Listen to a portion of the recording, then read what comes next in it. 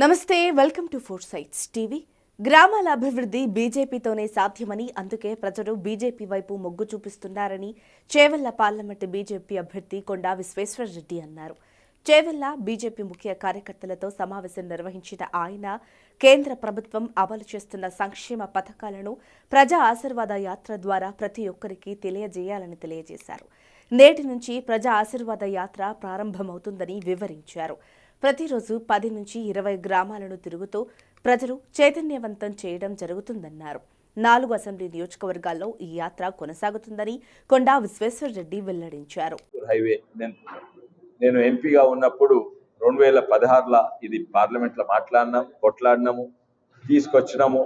డబ్బులు కూడా కేటాయించిండ్రు. ఇక్కడి నుంచి హైదరాబాద్ నుంచి మన ఆపా జంక్షన్ నుంచి అజీజ్ నగర్ మన్నెగూడ చేవెళ్ళ మన్నెగూడ పరిగి నుంచి అది తీసుకొచ్చినాం.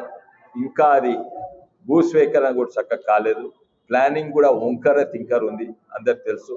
దీని పరిష్కారం ఎట్లా చేస్తానో, ఏ విధానంగా చేస్తానో అది కూడా చెప్తాను. నేను తీసుకొచ్చిన పైసలు 937 కోట్లు, అవి కూడా ఖర్చు పెట్టలేకపోయింది. ఎందుకంటే వాళ్ళు భూస్వీకరణ రియల్ ఎస్టేట్ ఇంట్రెస్ట్ ఏదో ఇంట్రెస్ట్ వల్ల అది ఆగిపోయింది. నేను దాన్ని మళ్ళా చేస్తానని. అట్లనే ఇక్కడ మెట్ట పంటలు అంటే డ్రై ల్యాండ్ అగ్రికల్చర్ ఎక్కువ. ఇక్కడ సాగునీరు కాళేశ్వరం అయితే రాదు, ప్రాణహిత చేవల అసలే రాదు. అది ఇంతకంటే అధ్వానమైన ప్రాజెక్టు. అయితే ఎట్లా పరిష్కారం ఏంది, దాని కొరకు కూడా నాకు ఒక పరిష్కారం, ఒక సొల్యూషన్స్ ఉన్నాయి. మెట్ట పంటల కొరకు అది కేంద్ర ప్రభుత్వం ఇచ్చే మద్దతు ధర పెంచుతాము, దాని మీద స్టేట్ గవర్నమెంట్ని బోనస్ అడుగుతాము.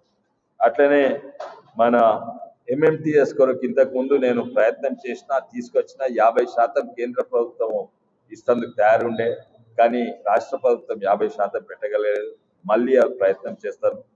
తర్వాత ఇవన్నీ కూడా ఇక్కడ ప్రభుత్వ పాఠశాలలు అయితే అధ్వాన పరిస్థితి ఉన్నాయి. దానికి నేను ఏం చేయబోతున్నాను, సర్వశిక్ష అభియాన్ కింద నేను ఏం తీసుకురాగలుగుతాను అది కూడా చెప్తాను. ఇంకా ఇక్కడ జియో 111 అనేది ఒక శాపం పెట్టిండ్రు, కానీ తీస్తా అని లాస్ట్కు తీసినట్టు తీసి ఇంకో జియో పెట్టిండ్రు. అది పాత జియో కంటే అధ్వానమైన జియో 69. దాని పరిష్కారం ఏంది, దాన్ని తీసేసి అది ఎవరికి లాభమైంది, అది ఫార్మ్ హౌస్లకు లాభమైంది. ఇక్కడ ఉన్న ఎంపీలకు ఎమ్మెల్యేలకు వాళ్ళు ఫామ్ హౌస్ కట్టుకున్నారు. జియో 111 తీసి వాళ్ళు ఫామ్ హౌస్ కట్టుకున్నారు, కానీ ప్రజలకు ఇక్కడ లాభం కాదు. దానికి ఏం పరిష్కారం, ఇవన్నీ కూడా నేను ప్రజలతో చర్చిస్తాను. అట్లనే టమాటా రైతుల కొరకు ప్రత్యేకంగా నేను ఏం చేయదలుచుకున్నా, ఎందుకంటే మీరు చూసిండ్రు రూపాయి కేజీ నుంచి 160 రూపాయలు కేజీ అయింది. కొంతమంది కోటీశ్వరులైన కానీ వేలాది మంది జీవితాలు నాశనమైంది. దానికి పరిష్కారం ఇవన్నీ కూడా నేను చర్చిస్తాను. నా దగ్గర ఎన్నో రీసెర్చ్ చేసినాం, సొల్యూషన్స్ ఉన్నాయి.